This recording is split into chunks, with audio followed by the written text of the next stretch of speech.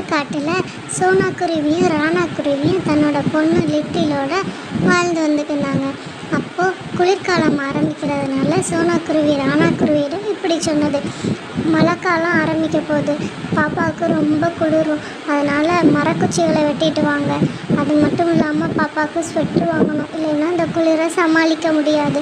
நீங்கள் மரக்குச்சிகளை வெட்டிட்டு வந்தால் அது வீடு ஃபுல்லாக அடிக்கிடலாம், அப்போ குளிர் பாப்பாவை தாக்காது, நம்மளும் கதப்பாக இருக்கலாம் அப்படின்னு சொல்லிச்சு. உடனே ராணா: அதுவும் கரெக்டு தான் சோனா, அந்த கோடாரியை கொடு, நான் போய் வேகமாக போய் மரக்குச்சிகளை வெட்டிட்டு வரேன் அப்படின்னு சொல்லி வெளியே கிளம்புனது. மரத்தை வெட்ட கோடாரி எடுத்துக்கிட்டு போன ராணா குருவி வழியில் காலு காக்காவை பார்த்துச்சு. என்ன காலுஜி இங்கே பக்கம் அப்படின்னு கேட்டதுக்கு, மரம் வெட்ட வந்தேன், என்ன கையில் கோடாரி இல்லாமையா? ஆமாம் ராணாஜி, மறந்துட்டு வந்துட்டேன்.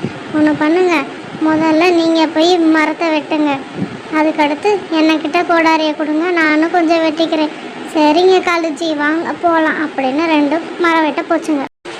சரிங்க ராணாஜி, நீங்கள் வெட்டிட்டு கூப்பிடுங்க, நான் போய் அந்த மரத்தடியில் போய் தூங்குறேன் அப்படின்னு சொல்லிட்டு காலு காக்கா போய் ஒரு மரத்தடி நிழலாக பார்த்து படுக்க போயிடுச்சு. சரின்னு சொல்லிட்டு ராணா குருவி மரத்து மேலே ஏறி வெட்டிக்கிட்டே இருக்கும்போது கோடாலி ரெக்கையில் பட்டு கீழே விழுந்துருச்சு.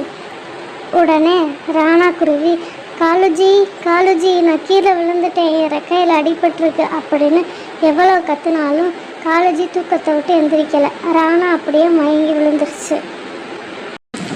ரொம்ப நேரம் ராணா குருவி வராதனால சோனா குருவியும் லிட்டிலும் வாசலையே பார்த்துக்கிட்டு இருந்தாங்க. அதுக்கப்புறம் சோனா குருவி முடிவெடுத்து, நான் போய் ராணாஜி எங்கன்னு பார்த்துட்டு வரேன், நீ வீட்டிலே இரு லிட்டில் அப்படின்னு சொல்லிச்சு. உடனே லிட்டில்: அம்மா நானும் வரேம்மா அப்படின்னு சொல்லிச்சு. இல்லை லிட்டில், நைட் ஆகிடுச்சு, நான் மட்டும் போய் புராணனோட போய் அப்பாவை எங்கன்னு பார்த்துட்டு வரேன் அப்படின்னு சொல்லிட்டு சோனா போயிடுச்சு.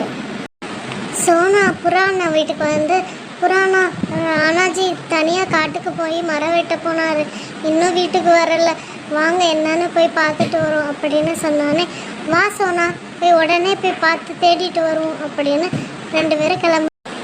இருட்டுற சமயம் வந்ததுனால சோனாவும் புறாவும் லைட் எடுத்துக்கிட்டு போனாங்க. அப்போ தான் ராணா எங்கே இருக்குது இந்த காட்டுக்குள்ளே தேட முடியும், அதனால் லைட் எடுத்துக்கிட்டு போனாங்க. சோனாவும் புறாவும் ஒரு வழியாக ராணா இருந்த இடத்துல கண்டுபிடிச்சிருச்சுங்க. என்ன ராணாஜி ஆச்சு உங்களுக்கு அப்படின்னு சோனா ரொம்ப அழுதுகிட்டே கேட்டுச்சு. அதுக்கு ராணா: கீழே விழுந்துட்டே சோனா, ரெக்கையில் தான் கொஞ்சம் அடி அப்படின்னு சொன்னோன்னே புறா: நான் போய் ஆம்புலன்ஸை கூட்டிகிட்டு வரேன் அப்படின்ட்டு போயிடுச்சு. காலுஜி தான் தூங்கினதை நினச்சி ரொம்ப வருத்தப்பட்டுச்சு. சாரி ராணாஜி அப்படின்னு. சோனா குருவியும் புறா காக்காவும் ராணாஜியை ஹாஸ்பிட்டலில் வந்து அட்மிட் பண்ணிடுச்சுங்க. டாக்டர் வந்து செக் பண்ணிவிட்டு, என்னாச்சு இவருக்கு, எங்கேருந்து விழுந்தாங்க அப்படின்னு கேட்டதுக்கு சோனா குருவி: மரத்தில் இருந்து விழுந்துட்டாங்க டாக்டர் அப்படின்னு சொன்னாங்க. இருங்க நான் செக் பண்ணிவிட்டு என்னன்னு சொல்கிறேன் அப்படின்ட்டு டாக்டர் ராணாஜியை செக் பண்ணாங்க. செக் பண்ணிவிட்டு ரெக்கையில் பலத்த அடியாக இருக்குது, அதனால் ஒரு மாதம் இவரால் பறக்க முடியாது அப்படின்னு சொன்னாங்க. நான் பேண்டேஜ் மட்டும் போட்டு விடுறேன், அதுவே சரியாயிடும், மற்றபடி உயிருக்கு எந்த ஆபத்தும் இல்லை, நீங்கள் தாராளமாக அவரை வீட்டுக்கு கூட்டிகிட்டு போகலாம் அப்படின்னு சொன்னாங்க. வீட்டுக்கு வந்த ராணாஜியை பார்த்து லிட்டில் ரொம்ப அழுதுச்சு. அப்பா என்னப்பா ஆச்சு உங்களுக்கு, ஏன்ப்பா இப்படி போய் விழுந்தீங்க அப்படின்னு கேட்டு ரொம்ப அழுதுச்சு. அதுக்கு ராணாஜி: இரு பாப்பா, இன்னும் ஒரு மாதத்தில் அப்பா சரியாயிரும் பாப்பா அப்படின்னு சொல்லிச்சு. அதுக்கப்புறம் சோனா குருவி: நம்ம வீட்டில் எந்த ஜாமானுமே இல்லை, ஒரு மாதம் செலவுக்கு என்ன பண்ணுவோம்னே தெரியலை, அதனால் நான் கோரி அக்கா வீட்டில் போய் கொஞ்சம் பணம் வாங்கிட்டு வரேன், அந்த பணம் இருந்தால் தான் உங்களோட மருந்து செலவையும் வீட்டு செலவையும் நான் சமாளிக்க முடியும் அப்படின்னு சொன்னோன்னே, சரி சோனா போயிட்டு வா அப்படின்னு சொல்லிச்சு. சோனா குருவி கோரி வீட்டுக்கு வந்தோடனே, கோரி அக்கா எனக்கு கொஞ்சம் பணம் தேவைப்படுது, கொடுங்களேன், நான் ராணாஜி வேலைக்கு போனோடனே வந்து உங்களுக்கு திருப்பி தந்துடுறேன்.